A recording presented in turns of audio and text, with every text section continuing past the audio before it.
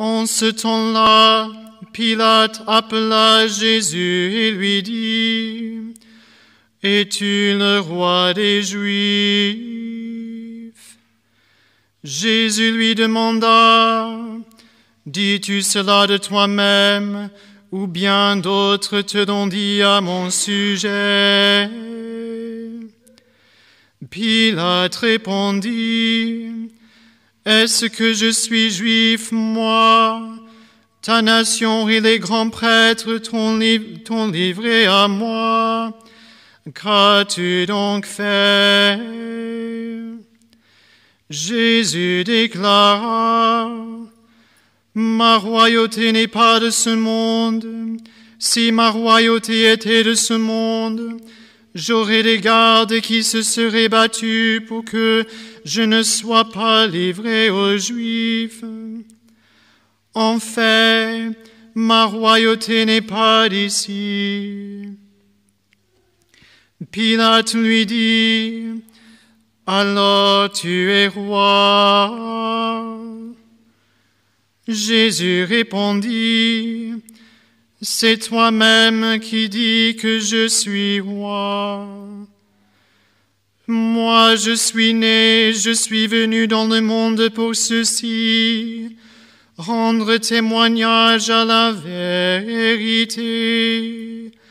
Quiconque appartient à la vérité, écoute ma voix. »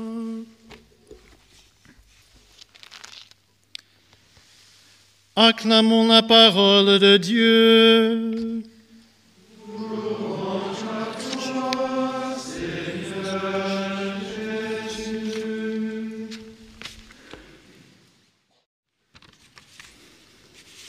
Chers frères et sœurs, nous pouvons commencer la méditation de cet évangile aujourd'hui en nous posant quelques questions. Qu'est-ce donc cette solennité du Christ roi? Qu'est-ce que cette royauté du Christ que l'Église fête chaque année en ce 34e dimanche du temps ordinaire qui clôt l'année liturgique? Qu'est-ce que régner pour un homme méprisé, abandonné par ses amis et qu'on condamne à la plus ignominieuse des morts, la mort en croix? Qu'est-ce que régner pour cet homme-là? Dans le contexte de l'évangile que nous avons écouté, il n'est pas du tout évident de savoir ce qu'est être roi. C'est très difficile pour l'entendement humain d'imaginer roi, celui qui est comme vaincu, écrasé, qui est anéanti, puisque c'est son peuple lui-même qui le livre à Pilate. Normalement, comme c'est visiblement le cas pour Pilate, on l'aurait imaginé avec plein pouvoir, beaucoup de puissance et de domination, de la manière dont le livre de Daniel nous l'a décrit aujourd'hui. Mais non. Pilate a raison, il est perplexe devant cet homme. « Es-tu roi ?» lui demande-t-il. Et Jésus répond, « Je suis né, je suis venu dans le monde pour rendre témoignage à la vérité. Quiconque appartient à la vérité, écoute ma voix. » Quelle réponse! C'est donc que pour Jésus, rendre témoignage à la vérité, c'est régner. Appeler à soi et rassembler comme un guide, un pasteur, c'est aussi régner. Jésus définit ainsi clairement pour Pilate, pour ceux qui l'entendent et pour nous-mêmes aujourd'hui, il définit sa royauté. Et c'est une nouveauté. Une royauté de vérité contre le royaume de mensonge dont use le prince de ce monde, le père du mensonge et des illusions. Sa royauté rassemble autour d'un seul chef et autour même de la vérité dont il est la personne. Dans l'évangile de ce jour, à Pilate qui l'interroge « Es-tu roi ?» Jésus a demandé, dis-tu cela de toi-même ou c'est d'autres qui te l'ont dit de moi? Il nous pose, il me semble, aujourd'hui la même question ce matin. Christ roi, qu'est-ce que c'est? Dis-tu cela de toi-même ou est-ce que c'est quelqu'un d'autre qui te l'a dit? Répètes-tu cela seulement comme une leçon apprise, une opinion commune, ou le dis-tu de toi-même avec pleine assurance, engagement et responsabilité? Cependant, aujourd'hui, nous avons une excuse parce qu'on s'inscrit dans la lignée des croyants qui l'ont affirmé avant nous. Nous devons néanmoins répondre, désormais, personnellement. Il s'agit de dire aujourd'hui qui est Jésus pour moi.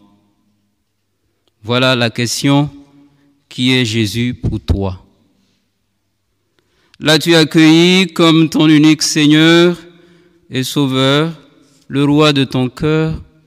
Le laisses-tu vraiment régner sur toi, ta vie, ta personne et ton cœur? Alors que veut dire pour toi que Christ est roi? Que Christ règne, alors même qu'il dit à Pilate, ma royauté n'est pas de ce monde. Comme nous le voyons, frères et sœurs, dans sa réponse, Jésus place sa royauté au-dessus des royaumes de la terre et même au-delà. Sa royauté est céleste, elle est spirituelle. Il est roi, il est né roi. Mais c'est un roi pas comme les autres, déjà connus avant lui. Sa royauté est une royauté de vérité. Il est venu révéler la vérité au monde, la vérité de Dieu. Il est venu instaurer dans le monde un royaume de justice, de vérité, de miséricorde et de paix. Devant Pilate, il exprime clairement qu'il est roi des rois, qu'il est Seigneur des seigneurs, le souverain des rois de la terre. Cependant, ce n'est pas pour anéantir les autres qu'il est venu. Il n'éteint pas la mèche qui faiblit. Au contraire, il vient se présenter à ceux qui ont un pouvoir, même temporel et terrestre, comme le roi modèle pour tous les rois. Il est le roi divin, le roi de la justice, de vérité, d'amour et de paix. Et c'est cela même qu'il veut voir chez ceux qui règnent. Il est roi serviteur par excellence, et c'est sans doute à ce service qu'il nous invite. C'est lui le roi Messie, c'est lui le sauveur. Il règne comme celui qui sauve. Il est celui qui vient restaurer l'humanité. Il est le roi qui sait se donner et qui a donné sa vie pour le salut des hommes. Au cœur même du drame de la vie humaine, il vient rechercher et susciter dans le cœur des responsables des nations le désir de l'imiter, peut-être aujourd'hui encore, et c'est sans doute cela qui fait peur. Les rois de ce monde craignent pour leur trône, pour leur palais et leur place. C'est pour cela que nous devons prier, frères et sœurs, aujourd'hui, pour nous-mêmes et pour tous les gouvernants des nations, afin d'abandonner nos peurs et pour ces derniers, que ces derniers puissent gouverner le monde avec la crainte de Dieu, une crainte filiale. Comme nous le voyons, Jésus nous révèle un royaume tout différent, qui n'est pas de ce monde. Alors comment y entre-t-on? On y va et on y entre par la foi. En Jean 17,16, il a dit explicitement à ses apôtres, « Vous n'êtes pas du monde, comme moi je ne suis pas du monde. » Ou encore, en Jean 18,36, « Mon royaume n'est pas d'ici. En effet, celui qui veut me servir, qu'il me suive, et là où je suis, là aussi sera mon serviteur. » C'est ici qu'il nous faut demander la fermeté dans la foi pour entrer dans le mystère même de ce que nous célébrons. S'il n'était pas difficile de croire en Jésus, en sa puissance, quand il commandait à la maladie, aux démons, à la tempête, à la mort, quand il marchait sur les eaux et qu'il déjouait toutes les tentations du démon, il devient difficile de croire en sa royauté alors même qu'il est livré entre les mains des hommes. Un homme dans les chaînes qui va être condamné, comment croire encore qu'il puisse être roi? Il y a encore des signes perceptibles pour ceux qui veulent voir. On voit en ce Jésus la douceur, on voit l'humilité, on voit qu'il répond et qu'il prend soin de répondre à Pilate. C'est en cela que Jésus s'est fait tout en tous, et pour les pécheurs, il se fait l'agneau. C'est aussi pour nous peut-être un signe pour apprendre à régner avec lui, l'imiter en toutes choses. Mon royaume n'est pas de ce monde, puisque je suis né, je suis venu dans le monde pour rendre témoignage. En son nom, tout genou va fléchir au ciel et sur la terre et dans les abîmes, et toute langue proclamera Jésus-Christ est Seigneur. Pour nous les croyants, c'est une faveur. Nous le ferons avec action de grâce. Et pour ceux qui refusent de croire, ils seront contraints de le reconnaître. Avec Jésus, tous les baptisés sont devenus, comme nous le savons, prêtres, prophètes et rois. Mais n'oublions pas que notre roi est un roi pauvre, qui n'a pas d'endroit où reposer la tête. C'est un roi humble, monté sur le petit d'une ânesse. Ne méprisons pas la dignité qui nous a acquise, dignité de fils de Dieu, qui nous a obtenue par son abaissement. Et ne l'échangeons pas contre d'autres titres de gloire à cause des convoitises de ce monde et les mensonges même du diable. Le royaume de Jésus n'a d'autre loi que la loi de l'amour gratuit, du service du prochain. Voici mon commandement, nous a-t-il dit. Comme je vous ai aimé, aimez-vous les uns les autres. Aujourd'hui, frères et sœurs, prions les uns pour les autres qu'en nous se renouvelle la foi, l'espérance et cette charité.